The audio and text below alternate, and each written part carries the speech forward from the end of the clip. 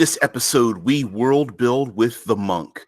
We have 5 other episodes before this, and this is the channel RPG with DBJ. And oftentimes when we world build or we kind of go down the rabbit hole, we talk with our friends, we're sitting around the table, we're online, and we talk about like, hey, wouldn't it be cool if we played a group of paladins or a group of clerics, the typical, let's play a group of bards and play a rock group or something like that. But in this series, we are actually going to deep dive into creating a setting that we would like to adventure in using basically the 5th edition Dungeons and Dragons classes. Now, we have a couple of rules here that we're going to use while deep diving into world building with classes here. And a couple of those rules are as follows. One is we really want to make a setting that we want to adventure in, right? We could deep dive down into what would a world be like if this class existed, and then sanitize it to the point that it's not very interesting. So we absolutely positively want to be someplace that is, has conflict, that is interesting, that we would want to play in, that as dungeon masters we would want to run.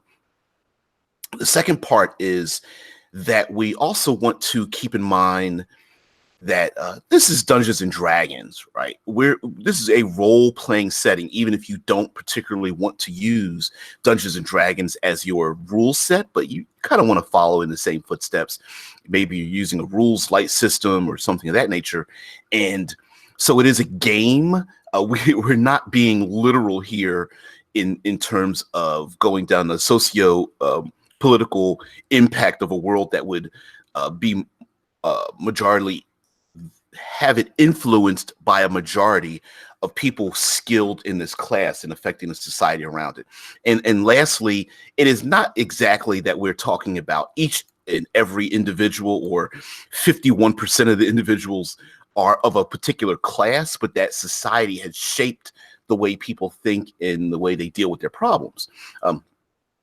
Good morning, all. Foolish Kiwi, Prue, how you guys doing? Crazy. I'm not that young. Foolish Kiwi says, the number 1 rule of monk, if you really just dislike the word monk and don't want to use it in a setting, just call it a pugilist. You know what? And unfortunately, be careful there, Tesla Ranger. Your flying 5-finger, 1-armed, 8-pole Shaolin exploding death touch might hurt somebody. So be careful where you point that thing.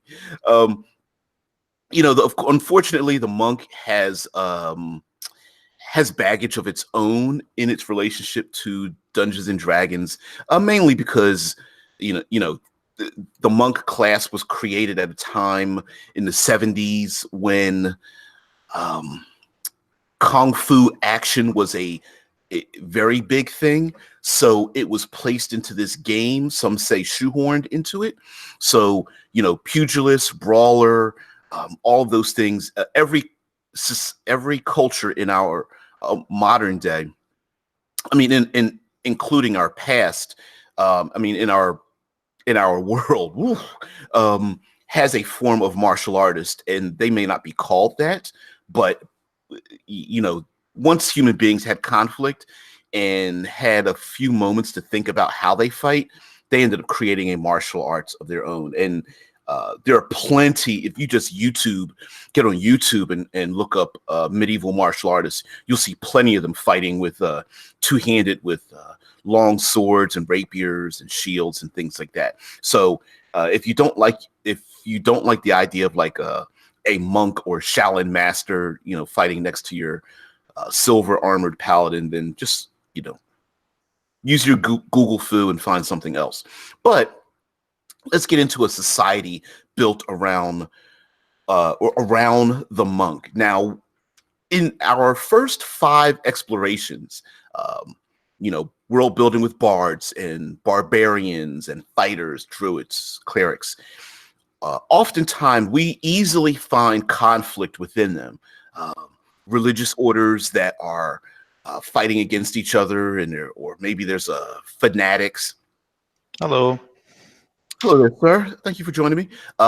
Just getting into doing the preamble about monks and their the baggage that they already have in terms of not fitting into what we would consider a classic medieval society. Yeah, it's hard to tell, but there still are some orders which did fight, something like the Crusaders and stuff, but they don't really fit the aesthetics and the mechanics of monks from D&D. They're typically these kung fu monks. Yeah. I even pulled up some of the monastic traditions that the monks have, and of course they're all flavored far more Eastern Asian styled. For example, there's and these are from various books. It's the Way of the Drunken Master, Way of the Four Elements, a Way of the Kensai, which is like a weapon specialist. Yeah. Way of the Long Death, which is, I suppose, would be like a killer assassin, I think. It's like a necrotic killer. Way of the Open Hand, which is very traditional martial artists using their arms and elbows and knees and feet. Way of the Shadow, which is the classic ninja. Way of the Sun Soul.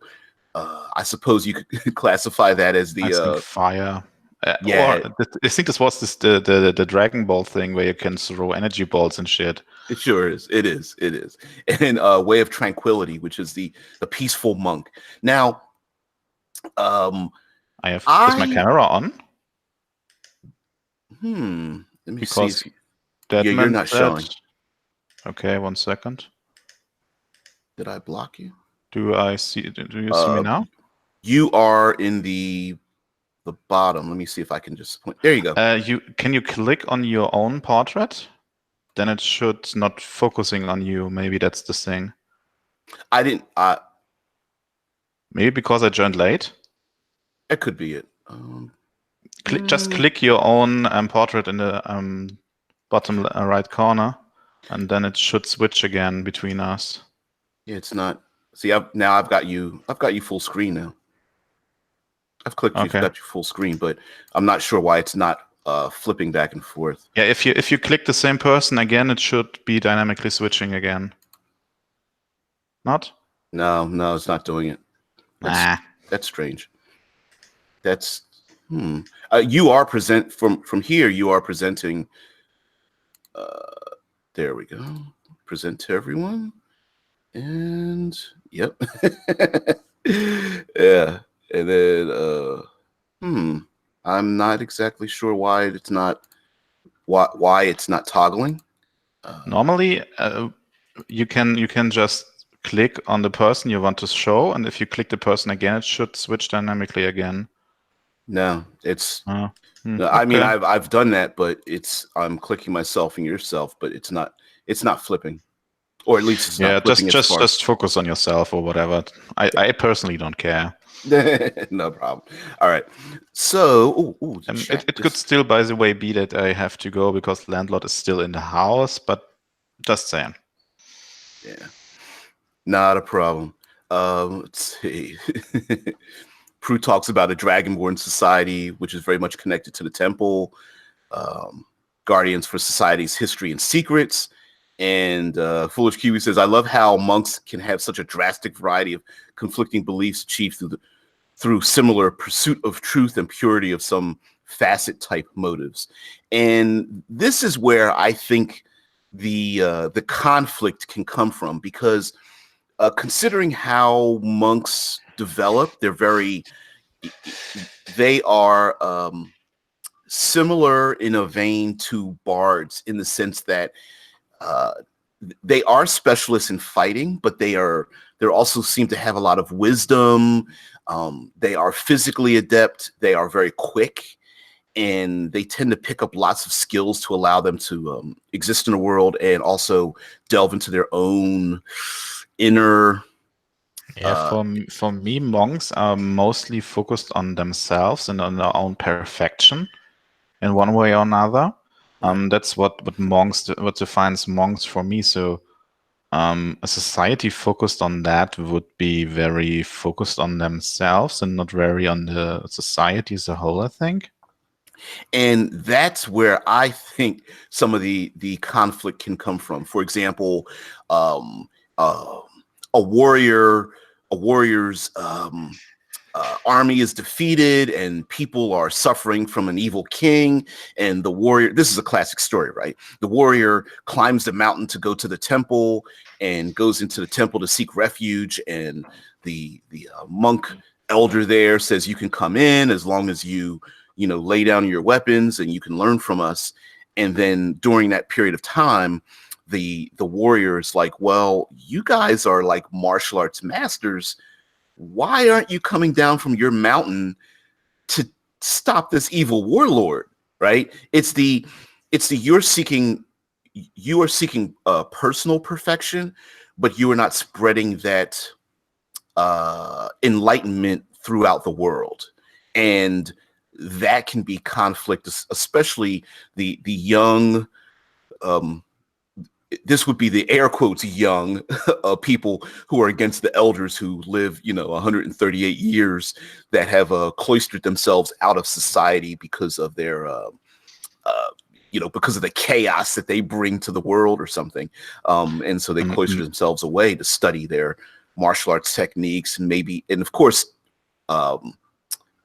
studying meditation and becoming one with the universe. So maybe then the monasteries are basically something like hidden away, and the world itself is relatively normal, but there are these legendary warriors living in these monasteries, and basically every little child that knows about it wants to go there and study. But once you are in, you are basically gone for normal society unless there's something drastically happens. And that is a thing. I mean, there, you know, we can start pulling out classic martial arts movies from the mid 70s and talking about them. There was one called 8 Diagram Pole Fighter, who literally was a warrior. He had a big he had a spear. He goes up to the to learn from the monks. He breaks the tip of his spear off, so then he starts fighting with a pole arm, and, you know, complains to them that I've learned from you, but there's still this evil warlord. And they say, well, we don't fight. The only reason we use our martial arts is to fight off wolves. And at the end of the movie, he has convinced them, or rather he leaves them, and they follow his lead, and they defend the society and start fighting the evil guys. And he asks them, did you change your mind? And the elder says, no, we're not fighting, you know, evil warlords. We're just fighting off wolves. And that was his way of like rationalizing, bringing the entire Shaolin temple down, as if to say, these aren't civilized people. They're just wolves taking advantage of the flock in and of itself. And it's kind of nasty too, because they were using their pole arms to knock people's teeth out, because they would knock the teeth out of wolves. And anyway, the whole point was that it was that tugging, that pull, right? If you take down the Shaolin, if you take down the monk society, there's no place to learn from. But at the same time, it's like a weapon that no one can just easily grab and use. I would also say that monks easily fall into having both a physical conflict with the world, whether it's enemies or the elements or survival, and a spiritual conflict, whether it's dealing with like ghosts or ancestors or spiritual enemies or beasts. And this eternal desire to reach some sort of mental and physical balance and spiritual balance, and that the outside world could just always be antagonistic towards that. So basically they are fighting their own war, either against themselves or against their typical threats. And if you want to and the other sides of the world are basically not interesting for them. And Prue asks, so what would it take for a monastery to get involved? There'd be probably clear rules. And I think there should be rules, but I think if they get involved, they have to break the rules to a certain extent, or there has to be a giant threat. Something like an invading army or whatever. So they would have to fear about the invaders destroying their monastery or whatever the monastery needs to survive. Maybe they have a couple of villages around the monastery which feed them, and if the villages are getting attacked, then they would get involved. But normally they are not. And Prue continues to say each monastery might have different jobs when it comes to protecting the outside world. And like you mentioned earlier, each monastery's job may be things like, writing down the world's knowledge, or building great cities that are protected from storms that come each season, or and even making it even more mundane, whether it's creating cheeses and wines and things of that nature, magic items. Yeah, it could be that learning. It could be that learning some of these techniques. Each school or monastery may have one or just a handful of these important jobs, and the society that surrounds the monasteries, they know that when those techniques, those like hunting techniques or knowledge or something, that's the place you have to go and beseech them and say, hey, listen. Hey, kitty. To say that we need to sorry, that's my cats, that we need to go to them to gather this information. And it could be that because we always mention the other character classes, that the monks themselves have some important pieces of information that somewhat controls or mitigates the numbers of these other character classes.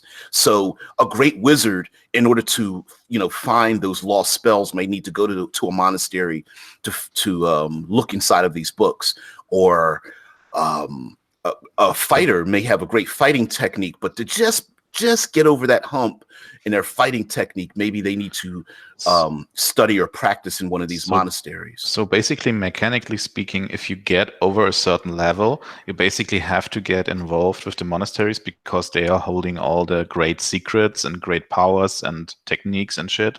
So this would basically be the incentive for player characters to get involved with these monasteries. And maybe they are still these legendary people who may get sometimes involved, but it's super duper rare. Maybe they are just focused on getting the perfect thing about their ascension way, their way of ascension, which is hunting or crafting or whatever it is. And maybe it is even a common practice to study in different monasteries at different times to perfect each of these paths over time. Yeah. So you would have an incentive to travel and meet different people. And that may be like maybe the monastic the traditions. If you learn a few things and leave, you may end up becoming some other type of character class. But if you stay, you become more of a pure monk, because you're learning all of the things that they study, as opposed to I just want to learn how to fight with a spear or a sword or something, and then leave, and then your progression into the wider world just makes you a fighter or a ranger or something of that nature. But if you stay and you stay homebound. But even Kiwi and Prue are basically talking about something I thought about as well, that Prue says they might be guarding dangerous portals unbeknownst to the people outside, so they generally can't spare fighters. They seem infuriatingly passive, but in reality they are holding off chaos. And that like the Dr. Strange monks, which that man tells, and I think the comparison is pretty interesting, because in Dr. Strange they are basically fighting all the mystical fights, and the normal populace doesn't even know these fights exist and are a thing, because they are fought in a completely different dimension. So yeah, and there is this idea maybe from the elders that if I told you what really was happening, it would blow your mind. And we really don't have time or the effort or energy to explain to the common folks what's really going on behind the scenes in the spiritual realm or these portals or what have you. They are trying to keep people passive. Now that it doesn't mean that that's necessarily a smart thing to do, but that could be how this society is running, that these monasteries are cloistered off because letting people know about these secrets or letting them into it would just put them in danger. Yeah, maybe this is just a spiritual thing, that you need a certain level of spiritual enlightenment to be able to handle this information. And that's even though that's maybe wrong, but the society simply works in that way, and that's why they have the incentive to keep it that way. Yeah, I'm sure I'm finding that the population would probably be pretty peaceful overall. I mean, I can imagine there would be petty crime, and you can't control personal ambitions, jealousies, and things of that nature. But I think on a whole, most people would be pretty happy to, be farmers and work fields and churn milk and help their neighbors and things, because this would be a generally a pretty wise society. And even if they have their own private motivations of to achieve something, I think in general they're smart enough to know not to push things too far and criminally. I'm sure you always will have a spike, right? You always have that one monk that leaves and becomes a warlord, or someone who finds out about these other worlds and wants to open the portals and open their mind to, these evil elder gods that are like Cthulhu or something. But or you got something like an Iron Fist, where an outsider learns the way of the temple, and then he has to get involved with his own home again, and so he learns basically the secret techniques and maybe gains some strange powers, and then has to return and maybe come back later and transformed or whatever. And yeah, this may be the only real way for players to play these monks, or you start at a relatively high level at first. I think something below level 5 wouldn't really be suffice to get the information you need. So yeah, would be that. I think it would be a pretty epic setting, focused more on the higher levels than the lower levels, or at least very grand concepts. I could imagine there would be creatures or beings that might be the epitome of something in society. The epitome of rage or anger or jealousy, or fighting off these grander the war. Planescape does this, having the war of concepts, essentially. Because in the outer realms, they have there is a plane of lawful good, there is a plane of neutral evil, and there are creatures from there are beings from them that represent those alignments, as opposed to humanity, which is made up of everything, right? It's made up of the elements. It's made up of each human being has within them every bit and piece of an alignment inside of them, based on the circumstances. So you could basically fight something like manifestations of certain feelings or alignments or elements or whatever, instead of the normal enemy. So you would maybe need a lot of templates. For those who don't know, templates are basically something you can slap onto a creature to change how it works and what powers it has. So for example, you can have an angelic template to make a normal creature angelic, and there maybe you could have a spite template, or you could have an anger template, or have a water template, or whatever, to create a large variety of these specific creatures. Maybe it's even possible for these to infect creatures in the normal world. Maybe that's where we get the maybe it begins with some of the more aberrant or monstrous creatures. The because Foolish Kiwi brings this up. He says the interesting thing about such a wise society is even if something seemingly sinister happens, you know darn well that it was likely a deliberate decision by someone high up, not just random chaos. And so, from an outsider, someone who just shrug their shoulders and just say, well, maybe this is just something that happens. It's not a big deal. But for monks, they know if you dig deeper that, what's the creature, like a chimera or something, or a manticore or whatever, what have you, a troll, exists because humanity either made it exist or it exists because it embodies something, a specific like agenda or emotion or what have you of humanity. So maybe they are literally fighting. They're more pure warriors against evil than even paladins would be.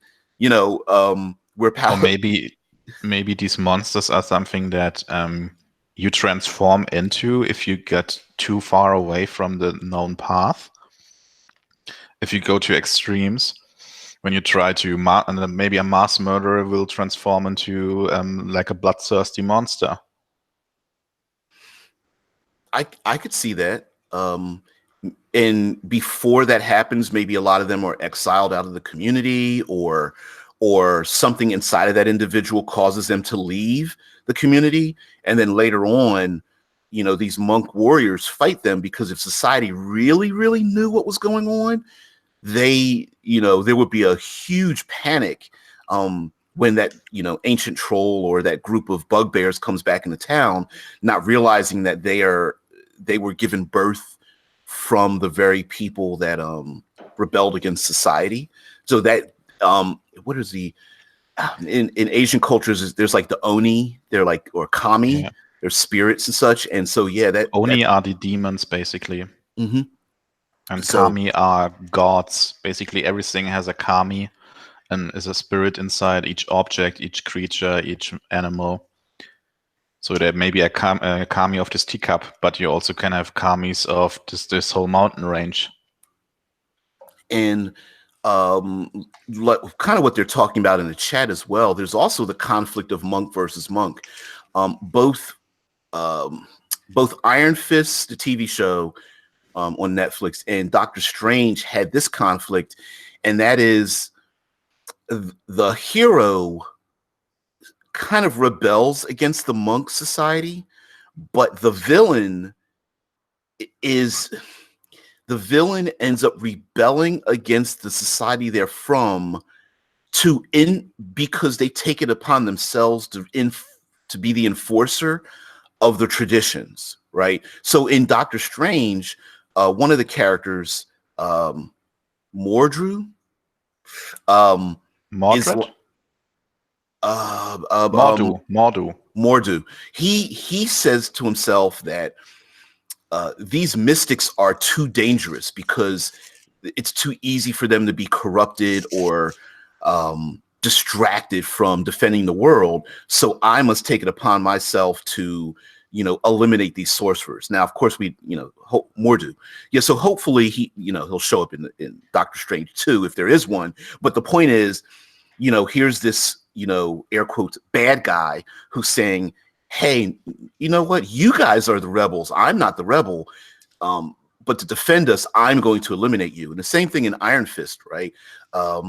Davos is like, you're the immortal Iron Fist. You should be defending our realm. Yet you come into the, regular society. The Iron Fist should have been given to me because I would have stayed back and defended the realm. Instead, you left. So, if you're taking basically the teachings too literal, that you don't allow the people to breathe and to explore the normal circumstances and maybe change the rules slightly, which is basically like being lawful evil is like basically. So you would basically be the enforcer of the rules to a very strict code of honor, which normally each normal monk would interpret that you can break the rules in certain circumstances, and sometimes it has to be done. But the evil guys are basically like, no way.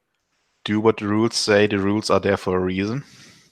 Yeah, and there's plenty of examples of that. There's of course and of course there's always there's always the elder that has to teach the young one. I remember hearing about an old anecdote where the monks were never allowed to talk to or even physically touch, females. The monk men, and this is an old anecdote, and the young student and the old master come upon a young lady who is at a river, and her boat goes away, and she's trying to get a basket of fruit and veggies to her people.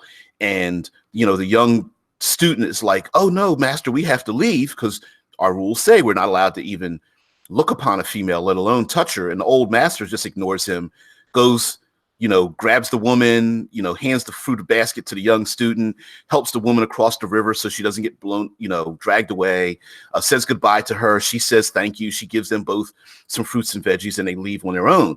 And the student is pissed off at the master. Like, what are you doing? Like, you just broke all of our traditions, and I shouldn't listen to you. And the old master goes to him, and he's like, I just helped a member of our society survive, help her feed her tribe.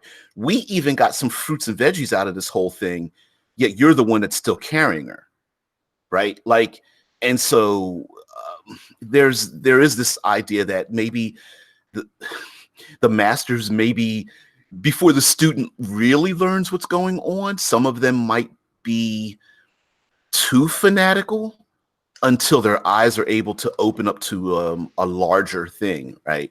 And yeah, basically the difference between living for the rules and the rules working for living. right. So you have this where's the priority? Do the rules actually need to help us, or do we need to help the rules? Prue even says, we see changes in martial arts all the time too. Even now, arguments come up and the art gets split into two styles that tend to have contempt for each other. And I like the word, I like how you said arguments come up and the art gets split into two. And art tends to do that because it's so subjective. I mean art in the larger sense, right? Dance, painting, photography, singing, musical instruments. It doesn't matter what kind of art it is. There always tends to be some sort of split. There's always also different phases you go through. In art, it's usually going from abstract to more realistic, and then back again if it gets too extreme. And I think in martial arts there's something similar. When you get too strict and you're just following certain rules just because they are there, then there will always be someone who said, okay, let's just focus on the stuff that works and not only on the stuff that we used to do. Like Bruce Lee did, for example. He just stripped away all the unnecessary elements of, in his opinion, unnecessary elements of martial arts, and that developed his own martial art. And there may be something similar in this world. Also, I remember there's an old movie. You all right? Sorry. Yeah. Okay. There's an old movie called Snake and Eagle Shadow, where with Jackie Chan, and there is a scene where he basically develops its own technique by fighting against the snake, where he sees the snake fighting his cat, and the cat defeats the snake, and then he develops his own tiger claw technique. Yep. There may be something like that in martial arts all the time, that there's a student who develops his own technique for fighting maybe specific enemies or a specific fighting style, and then he opens his own monastery. And that origin is very common. A young woman created I was about to say Tai Chi, and that's not it. Bruce Lee's original martial art. Wow, my brain just froze on me. Ip Man, the Ip Man movie series. Yeah, was the teacher. I know Wow. what you mean. I know what you mean. It's Someone this in with the fast hitting style, and yes, a woman created that style because she didn't want to marry a man, and he basically was like, well, listen, you're going to marry me, and she's like, well, what if I beat you in a fight? And he kind of laughed it off like, sure, fine, if you beat me in a fight, we don't have to get married. But and so Wing she and Chun. Wing Chun, thank you. Thank you. Oh. And so that was, yes, Wing Chun, and that was created by a woman. I heard monkey style martial arts was created by a person that was in prison who watched monkeys play outside of the gated or walls because they would drink wine that was being fermented outside, and the monkeys would drink the wine and they would fight and play and such. And so someone created like a drunken style from that. And now whether it's true or not, it doesn't really matter, right? It's it's the origin of the art. And so like Foolish Kiwi talks about counterculture, like when the elders are open and free, the students get more conservative, and then vice versa. When the elders are very strict, maybe they might even be brutal in their martial arts teaching, the students might want to become far more free. And maybe even some of the elders even understand that flow of Yeah, it's a normal progress. You once go through this phase, then this phase, and this phase, and later you came to our perspective where it's basically like everything is equal and stuff like that. right. So maybe the adventures, the because I like to bring up some of the adversaries that we would have in this world.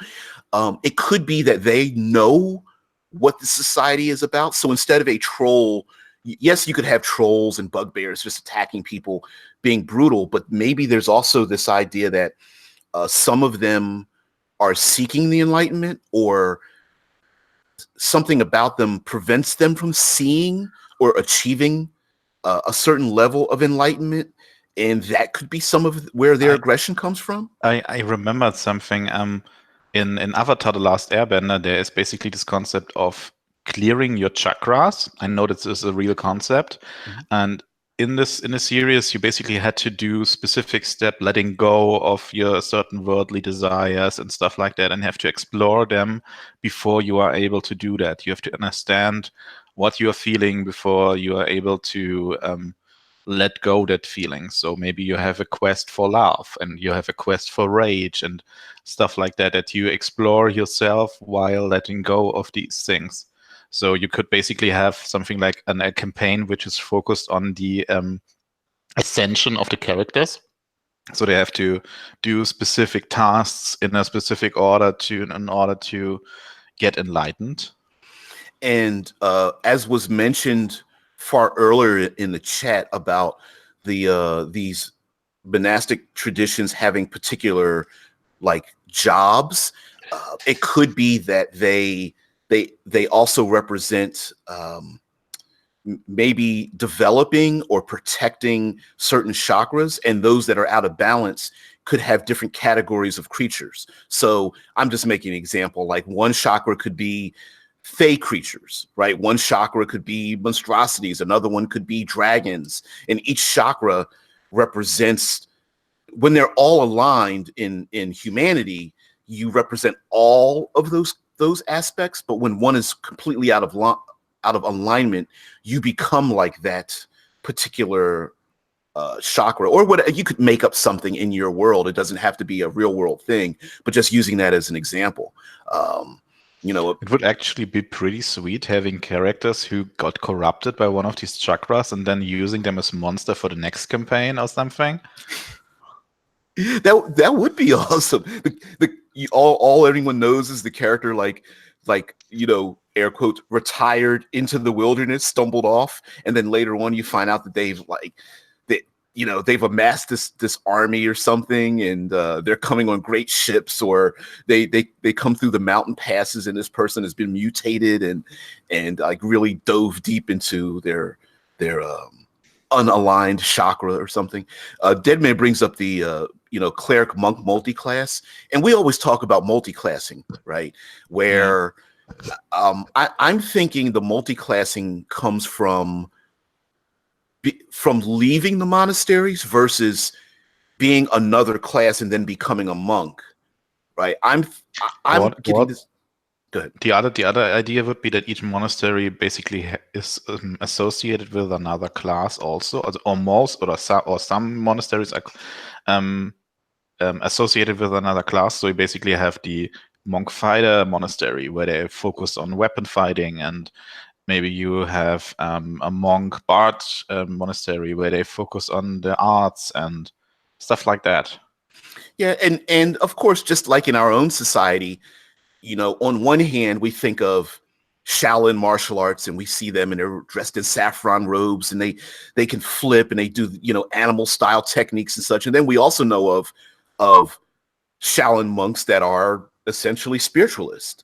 They perform rituals for people, or Taoist monks that oversee blessing buildings and things. And we don't really necessarily think of them as fighters. We think of them as more of spiritualists or geomancers or something like that, masters of feng shui.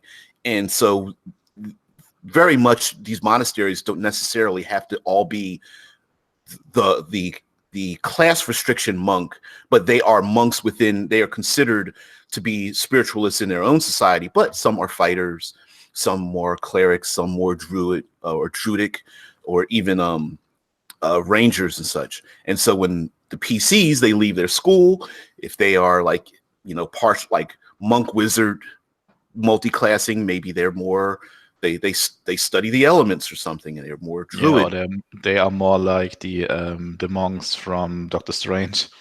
Yeah, yeah, absolutely. Which would be kind of sweet though, to have an adventure where they're like fighting on the sides of buildings or something, or maybe there's like some form of in Doctor Strange they were able to fight like within a This I don't mirror want to say dimension. right, like it was almost like it was out of step with the rest of the world, and that world would change and shape based on their powers or what the enemy was doing with them. And that would be kind of interesting to have like a touch of the really fantastic, but then they Yeah, could come sure. back into the mundane world. So That was something I was thinking about when we talked about these portals all the time, where you basically are in these monasteries and you're constantly going out, maybe even Stargate style, different worlds all the time, and have to take care of the huge threats that normal people can't see or can't know about.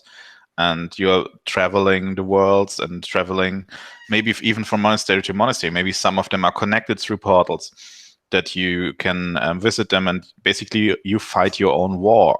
You have your own enemies. You have you're living basically in a parallel world to the normal people, and the normal people have no clue that these monks are basically like fucking superheroes fighting these monsters all the time. I like that. I like that a lot.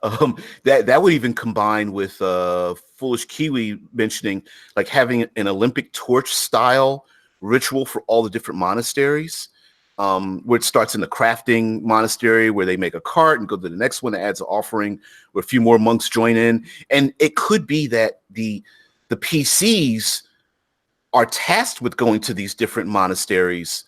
And when they go to these different monasteries, they end up finding out, discovering that there's these great wars, and each war is like you said, they're like these superheroes where they're fighting off, in one place they're fighting off these great, non-human monstrosities, these mutants of like, wolves and great cats and gorillas or something. And then they go to another monastery and they're fighting off elemental forces or something, and then they go to another monastery. It's like, whoa, this is far more dangerous than we even knew. And they know that there's nothing they can say to, like, they're being given these secrets, and they know there's nothing they can say to the regular population of society. Yeah. Flores Kiwi says gluing the society together. Yeah, that would be awesome. So, and I love the idea of a quest for the PCs to have a quest to align their chakras, which you could kind of combine that with, gaining mechanical levels, and at the same time challenging them on different things, whether it's like through relationships or spiritual connections, testing them physically, being tested, with sacrifice and that kind of thing. So you could have an idea of not only having far more mature role-playing encounters where it has to deal with loss or even keeping these great secrets from the people that they are connected to. The typical moral quandary, right? This goes all the way back to the beginnings of role-playing, where the PCs, kill off the orcs, and then they find the pregnant orc women and the orc babies. Do they kill them? And that could be the moral quandaries that they end up bumping up against, and their decisions in it have them grow as they move on to these other places. Can you hear me? Now I can hear you. You've muted out just slightly. Yeah, I'm not sure what happened, to be honest. Maybe there was something like a disconnect, a short one. I'm not sure. Yeah. So what else was? Adversaries. Now, in terms of this like larger cultural environment, I know we tend to start really thinking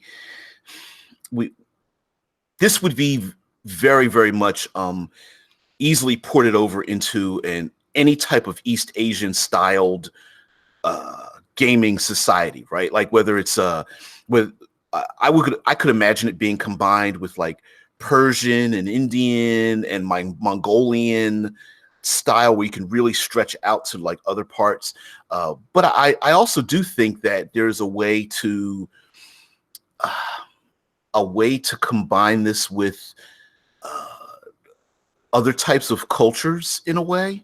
I thought about like samurai culture would fit into this as well. And maybe because I kind of get the impression that a lot of these monasteries are cloistered away, and that they don't really travel around a lot. And so there could be a very large cultural difference, even though the different monasteries are protecting their own outer realms. There could be culture clashes as the PCs go from one place to another. Hello? Yeah. Okay. Now I hear you. I just heard it, and maybe there are even monasteries that exist in a different plane of existence, like the monastery that exists in Iron Fist. Yes, Kunlun, I think. Kunlun, yeah, exactly. To call it, yeah, where you have to maybe do a certain trial or whatever to even get there. Yeah, sorry. Scott Post says, "Dang, slip, Dim Mac." Yeah, you got struck with that quivering palm, sir. Sorry about that. So yeah, maybe some of these like Kunlun only. It's the classic. This other place only comes in alignment with our world every 100 years, or only during the full moon, or only during the summer solstice, or something of that nature, right? So there could be these locations that only come into alignment in our world, and the monasteries are training their martial warriors, because maybe an evil, not monastery, but an evil world is coming into alignment with our own at different periods of time. And then so the portals the membrane becomes thin, and those things can come through, whether they're wild elementals, or fiends, or celestial powers, outer world powers that are coming here. And so they fight them off during those times when the world spins closer to these other realms. Foolish Kiwi says you could also work alliances between druids and the monks. Druids cleansing the physical plane of nature, while monks focus on the spiritual and mental planes. And yeah, I mean, they could absolutely have allies. Monk druid is a very classical combination, because shape-shifting and fighting styles and stuff like that. Yeah. even in the role playing game Feng Shui, it's all about high action, martial arts, and there are these people known as the Ascended, and they are shape changers. Although they are shape changed permanently in one direction. So they are animals that are jealous. They want to become human, and so there are stories in Asian culture about animals that are jealous and they become human, and they cannot change back and forth. If they change back into animals, they stay that way permanently, and they don't want to lose their freedom. Delving into becoming human and falling in love, and of course they retain their animalistic powers of sorts. So a snake that becomes human has, of course, like snake martial arts, that kind of thing. A crab that becomes human has like crab martial arts, and they have their animal powers or abilities in their human form. So it's kind of cool. It's kind of Did cool you watch idea. Kung Fu Panda? Yeah. Something like that, maybe. Yeah, I mean, there are some interesting concepts in there too for these martial arts settings, especially in the last movie where they fought basically in the realm of the dead and stuff like that. Right, and I think being able to delve into like a spiritual realm, or even I think this lends itself very easily to having strange new worlds as they travel into like a more of a spiritual realm and then coming back. I think far easier than maybe other settings do. Other settings make it seem a little bit far more difficult to travel from here to, the land of the dead and back. Whereas in this monk culture, I find that it probably would be far easier for the players to just accept the fact that, oh, well, if you just go through the woods and travel up here and go to the mountain, you'll go into this other realm where the rules are different. You know what I mean? Or, there's a city in the clouds. You just go to the top of the mountain and jump, and you are up in the clouds, and there's people who live up there. And, every 37 years they come into alignment with our world. And you're like, oh, really? Okay, let's go. I don't know very many of the stories, but there's like stories about the Monkey King and the Monkey King Journey to the West. Yeah, where there's like it's like combination quests / teaching people a lesson and also causing a lot of like havoc. The whole story about Journey to the West is basically just they have to bring something to another place, and all what happens in this story is basically happening on the journey. And it's almost like a Monster of the Week style, where they on their travel they meet all these different demons and celestial beings, and the Monkey King always has to fight them. It's pretty sweet. It also could be a good inspiration for a campaign, to be honest. Just having to travel from one place to another and then seeing what happens on the way. And I know this, like you said, it does seem like Monster of the Week, but I mean, what better excuse is it to travel with a mentor, or just be instructed to go on these random quests or something by some kind of elder and just getting into trouble along the way? I mean, that's usually the thing, right? The elder gives some cryptic instruction that really there's no specificity to it. Travel to the east and you will find your way or something, and that's about as much as you bring know. This apple to the top of the highest mountain, and right, whatever it then happens. Right, and then the PCs are just like, I bet the elder meant that this would happen, and as a game master, you're like, sure, yeah, that's right, exactly, that's exactly what you should learn from this thing. Whereas you really don't even have to have a goal in mind. Like you said, bring the apple to the highest mountain, and whatever the PCs learn along the way, that could just be a beautiful accident. Maybe it's even that they basically have to destroy the apple when they are up there, and then a new tree would grow and something. There could be some interesting things you could do with that, or it's just simply a lesson. There sometimes has to be a beauty in doing things just because they are worth doing, and that's it. Scott Poe says morality mad libs. Absolutely. I mean, there's some what's a big one? Student goes to the monastery, says, I want to learn martial arts, join the monastery. The monastery elder says no, closes the door. Then the student sits outside for 3 days. You know what I mean? It's like the Yeah, in test. all weather, and Yeah. then he just waits on some protest, and after 3 days, they just let him in. I think there was another one. I remember reading a martial arts styled comic book where the students they go to the monastery, and the monk they go up there, and then the monk says, sit here, and the monk comes back outside with a bowl, fills it with water, and says, you must wait here 3 days, but you cannot spill the water. A drop of water cannot be spilled. And then each student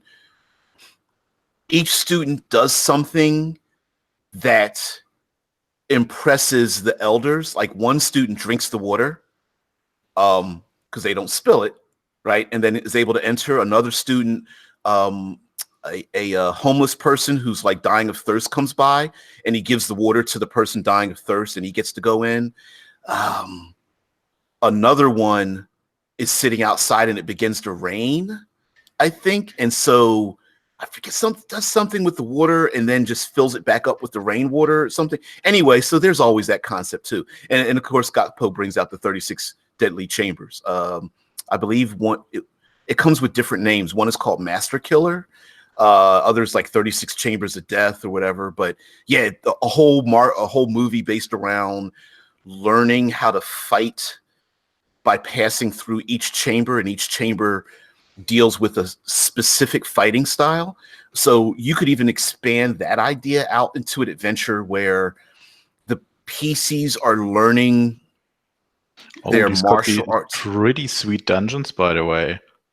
Yeah, dungeon crawl, right? It's Dungeon crawls by trial. Simply, Yeah. they are trials from the monasteries. Yep. It's the trial by fire. Literally, you must pass through this place that shoots gouts of fire, and then pass through this other place with spiked pits on the bottom, and then pass through this other room. And these wooden martial arts puppets, which just control themselves and are super hard to defeat. And there could be a lot of shit you could throw in these dungeons without ever having to explain why, because it's just a trial. Right. It's the statue, the metal statue that comes alive, and it's belching fire and steam or something, or filled with like boiling oil, and the PCs have to fight it. And of course it resets. I mean, it always resets. That's why the things are in there, right? Like it's the perfect excuse to have the dungeon that exists for no other reason than to be explored, kind of. Yeah. And you could even have reset portions where the PCs get through 5 rooms, and then everything stops, and the elder comes in to give them a tongue lashing, or tell them they have to start from the beginning again, or the typical getting smacked on the back of the head with a spoon kind of thing. And then they continued through the dungeon, even though it's high action, mystical, magic is involved in it or something of that nature. Yeah. Yep. Yeah. Foolishly, the dummy just keeps hitting you until you stop hitting it and block. You were taught to fight for self-defense. Yeah, you could have all of those excuses. Hell, if you go through a ton of martial arts movies, there's always the lesson. I remember the lesson of the martial art doing push-ups. He had to do them on his fingertips over top of eggs. And every time his hands would fall down, he cracked the eggs. He had to eat scrambled eggs all the time. That's Snake and Eagle's shadow. Yeah, and he gets so tired of it, he gets stronger. Oh man. But sometimes it can be a little bit brutal. If I'm not mistaken, Jackie Chan, and this I'm getting a little darker here. Jackie Chan actually admitted that in one of, I believe it was one of his first Drunken Master movie, that the training that he shows for training for martial arts was imposed on him in the Peking opera that the children were forced to go through, and that a lot of it was quite brutal. The forced full splits, doing the hanging, I guess you could describe it as hanging crunches. There's always these things where you have to do it above needles, and if you go too low, then you get poked, or maybe there's even glowing metal or something like that below. Yeah. So there's some really, really harsh stuff. Yeah. And so that could also be a thing where maybe one or more of the player characters has come from one of these like really brutal schools, and on one hand they're grateful for learning these like brutal fighting techniques, but on the other hand they kind of want to bring down that regime of sorts, that you can still learn without putting children in forcing Also, them to have broken bones or something every time they train. And so that could be a thing too. I know we already had the arena, but there has to be some kind of fighting tournament between the different monasteries. There has to be. Yeah. Oh man. Once a year, maybe they meet in a specific place that only shows up then, and then the top student from each monastery fights, and I see which monastery is the best. And yeah, that isn't that a classic thing? It's the continuation, or maybe the origins of the lone gunfighter fighting the other one. It's the my style's better than yours, my school is better than yours. It's the graduation. Have you mastered the fighting staff technique? Okay, well, show me. And then you have to fight with a staff against one of the teachers with blades, or you fight against another school, or the schools all show up to bring their best students, and they each have to show off their particular techniques and such. Foolish Kiwi says the fighting tournament is the perfect way to use the Olympic cart quest. Yeah, the travel from place to place and fighting for the honor of your school, or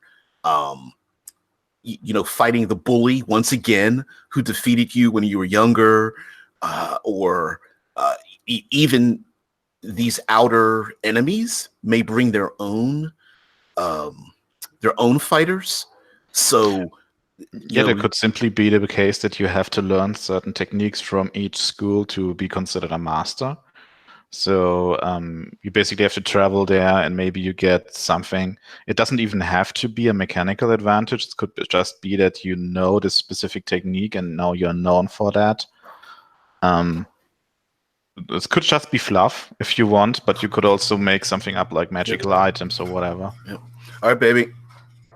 Love you. Yeah, I mean, how classic is it to have a PC begin the game, which is the end of their graduation, so they've just learned one of their martial arts techniques, whether it's like, they've learned I don't know, burning hands or something, so they've learned to summon their ki and shoot it out as fire or something, and that was their graduation technique.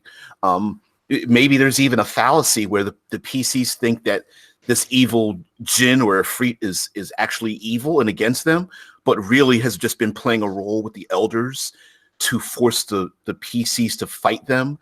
And then once they learn a certain technique, you end up finding out that, like, no, we really don't hate you at all. We've just been doing this to push you to learn, bigger and better fighting techniques. You know what I mean? It's the classic, the bully hates you, and then when you beat them, they shake your hand. Kind of thing. Yeah, that would be awesome. Were they happy that you actually mastered this trial, and congratulates you because that was their plan all along? Right.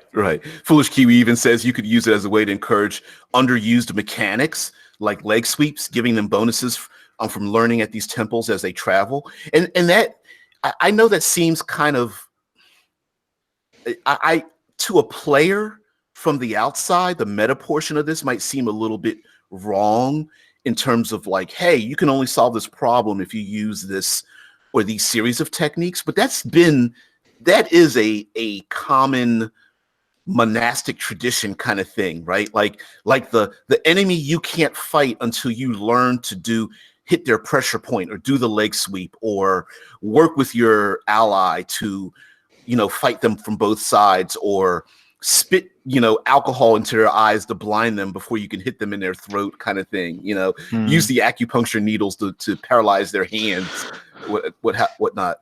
That would actually be pretty sweet having these kinds of trials going through them. Maybe just wandering from monastery to monastery, and suddenly all the stuff you learned in one monastery is obsolete, and you have to learn something completely different in order to succeed. And maybe the PCs kind of collect this catalog of things. Like, wait, the last time we did this, it worked. This time, leg sweeps don't work. Maybe we need to find something else. And then they start collecting this catalog of 5, 6, 7 different techniques. And, instead of in this world, maybe instead of defeating the troll, we know trolls are vulnerable to fire. The troll heals unless you burn it with fire. It could be that there are creatures that are vulnerable to technique rather than like fire, sunlight, garlic. It could be this monstrous beast is vulnerable if you hit it in a pressure point under its armpits. Yeah, or maybe you have to use a specific weapon, or you have to maybe you have to make it drunk. Maybe it's only defeatable while it's drunk.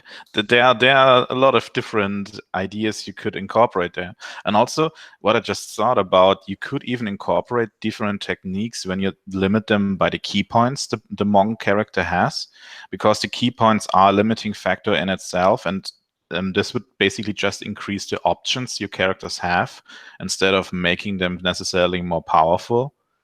Which is the thing in role-playing games, by the way. In Mutants and Masterminds, for example, you can have one power, which costs a shit ton, and then you could just have a variance of this power.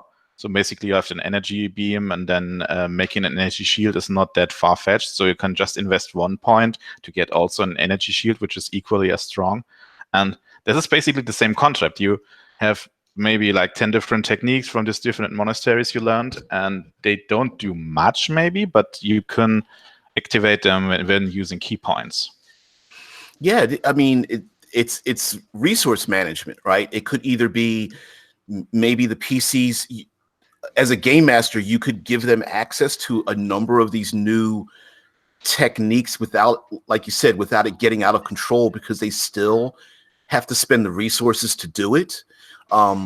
It's the giving the player a fireball, but they have to spend 8 key points and they only have 10, right, to use it, right? So it wouldn't get that far out of control.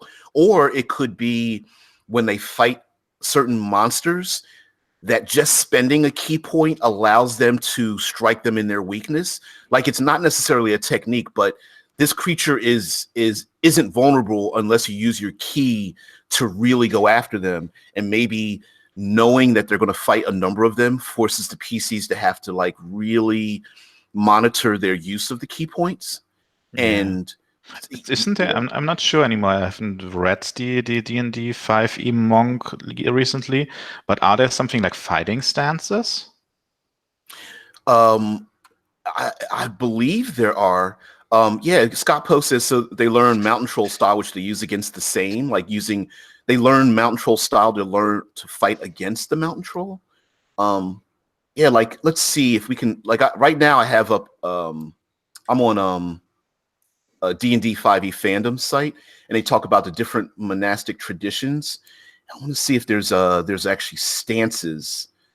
Because that would also be a way to incorporate that. You could basically have different stances which give certain bonuses, but you can only have one stance at one time, and you have to switch to using a specific action. Very quickly, scrolling. I'm going to say there are stances, but they are not literally. It's not literally like. This is elemental stance and this one is sun soul stance, and it's not really divided that way, but the lower level abilities very much are like that. So like, for example, the base monk uses like, for example, base monk has unarmored defense, right? If they're not wearing armor or shield, they add their wisdom instead. So that's kind of a stance in a way. And then there are these other things, like, for example, the drunken master. They can use a disengage action, because they're drunken technique. Third level, you gain the benefit of the disengage action, and your walking speed increases by 10 feet. There's a tipsy sway as well. You can leap to your feet or redirect an attack. So Way of the Four Elements has Disciple of the Elements. Yeah, you could basically have a stance for each element, and there could be some interesting things you could incorporate there. Even though it's not a base mechanic in D&D 5e, but I think it wouldn't be too hard to just designate certain abilities as stances and then using them. And it could be a little bit more of a slightly more complicated version of rock, paper, scissors.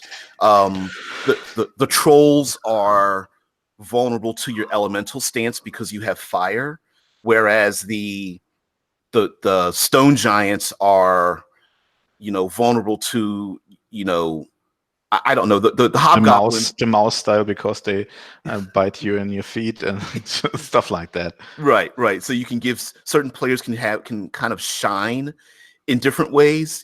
Hey, your tiger crane style is better against these enemies than my mountain club style, or snake fist or eagle claw or something. And so you could give different people and this could be narrative. Overcome certain resistances, for example. Yep. Overcoming resistances. Maybe this could absolutely be narrative as well, where the enemies know you're fighting with a certain style, because that's a very common thing, right? The minute you get into a stance, someone realizes what style you're using, and so there could be some kind of connection between family, connection between adversaries. Oh, you're fighting in the so and so style. I killed every member of your monastery. Where did you learn that from? And then you could also, as want to be, there's a lot of talking while fighting, so you can give out a lot of information in these fights. So beating up the troll starts mentioning things like, wait a minute, why would the troll know about my grandfather? And it's like, is this my grandfather that left this many years ago, or did this troll kill my grandfather? And is this my long lost half brother or something? Right? This reminds me of the scene in Snake and Edel Sherrod again, Yep. where the main character wants to beat up some bullies from another school, and then he suddenly uses the snake technique, and this one agent that it's after his master certainly sees that, and he's like, what? Yeah. He wasn't allowed to use this technique because it's secret, and maybe he would give away where his master is or where the others is, and would bring himself into danger just by using it, which is something weird with normal RPGs you seldom have. But great to add, right? Like, you're right, most RPGs don't have that. But yeah, I mean, absolutely. And Scott Poe and Foolish Kiwi talk about something which is very easy to add into the game, right? He says, I do this: add Oni to the name of any creature that benefits, give them resistance or immunity to most damage, unless you're using X style, spend a key to Super Saiyan up, right? And resistance to everything besides a monkey stance. Right, exactly. And this way, you don't even need to have, like, remember in maybe you guys don't remember, I'm old enough, that it used to be that creatures were immune to everything except magic weapons. And if someone didn't have a magic weapon, you couldn't defeat them. And those kind of things. So it could be that many of these adversaries can't be fought unless, someone spends a key point to use their, eagle claw stance. And then that PC gets to use all their abilities because they're using that particular fighting style to defeat them, or at least resistance, right? Resistance halves the damage. Maybe you can also have the effects as well, whether it's durations or something like that. But hey, the person spends that key point, like you said, Super Saiyan's up, and then it's like, boom, I'm going to, jump into my monkey style. And then you start bouncing off the walls and defeating the enemy or something. And narratively, maybe distracting the enemy, so you could have like the one-on-one fight while the PCs go and rescue the prisoners, because this one enemy sees someone fighting in, I don't know, mantis style or something, and goes after the mantis style person because they have some kind of like vendetta against that school. and so they run off into the distance fighting and whatnot on the mountain peak while everyone else, does their thing. Full Kiwi even responds by the Scott Post saying you could even make it not immune to other stances, but you have to use a key stance to break its defense, opening it up to attacks in general. And which is another thing, right? The monkey stance fighter breaks out into monkey stance, spends the key, and then now that person's defenses are open, so now everyone else can join into the fight. And that, of course, again, spreading the spotlight, figuring it out, doing the little chess piece move, like, oh, if I do this, then you guys can do that. Great, This would even open up for certain adventures. So basically, you have an enemy who attacks maybe a village, and suddenly oh, nobody of us has a technique that could hurt this thing. So suddenly we have to go on an adventure learning this technique in order to actually fight them. Exactly. And I think like this is a typical thing in Dungeons and Dragons, right? One player plays the paladin or barbarian that dishes out tons of hit point damage, and some of the other people are like feeling like they're not very useful, but that, that bard or something, or that cleric or whatever, that multi-classing or whatever, that player that feels like they're not contributing now needs to do their thing, because whatever they're fighting is immune to the being backstabbed or whatever, right? You can never surprise the enemy until the one player with monkey stance does their thing to distract them. And now, the rogue multiclasser can come in and hit them from behind to do a lot of damage or what have you. You know what I mean? So that would, I think players would far more readily accept the fact that they would be less useful, given this world where the air elemental evil bad guy that's able to use their storm martial arts or something can't be touched by arrows until he's blinded by the ninja or something. The sun style. Right. And now all of a sudden his throat is open. Hey, go for your arrow shot, and boom, and hits him. As opposed to the argument of, you nerfed my character, this game sucks. I could imagine doing that and just having people have fun by pushing certain characters into the forefront, giving them the spotlight, maybe even doing the I will assist you so you get advantage rule mechanically, and then blind the storm master so that the other people can hit him while he's blinded in his storm. Maybe you have to look at the time a bit. Yeah. Just saying. Yeah, it is getting late. Guys, I'm gonna call this one. Thank you very much for joining me again. Monks, it starts out pretty boring. Start to look into it, and you can come up with some really cool adventures. This one far different than the others in the sense that this one feels very much motivated by the PCs to leave their world as opposed to staying home, but very, very much great story ideas, both physically, the spiritual parts, the intelligent parts, figuring things out. So yeah, Vince, anything you'd like to say? Sorry you couldn't show up on the screen. I think it's just a quirk, but yeah, no problem. Yeah, I really like the idea because we have collected so many different martial arts cliches in this world, basically, that you could do a lot of different things without getting it boring after a while. So I think it's pretty neat. Yeah, tomorrow we will do the Paladin, I think. That would be the next class. I think Paladin is next. And I've already got ideas for that, as even the fact that paladins have moved more into oaths, I think really opens it up so much. Yeah, sorry, JK, man, you showed up in the party ends. Yeah, sorry. But yeah, the other 5 are available for anyone else who sees this. They're listed in the playlist, actually, World Building Wednesday. I just added them in there. But yeah, I posted on Facebook, the Absolute Tabletop and Critical Hit Publishing. I listed all the last 5 we did. Imagine you would have done them only on Wednesday. This would be like half a year project. Yeah, it sure would. Yeah, DBJ Monk of the Third Pillar, trying to balance up there with one foot, hands in the air. Yeah, I don't know, man. It Give me your key. Woo! yeah. So guys, everybody have a great day. We will see thee tomorrow, 6 a.m. Eastern Standard Time, my time, Monday through Friday, demi-daily deep dives. Guys, thank you very much. Everyone have a great day. See ya.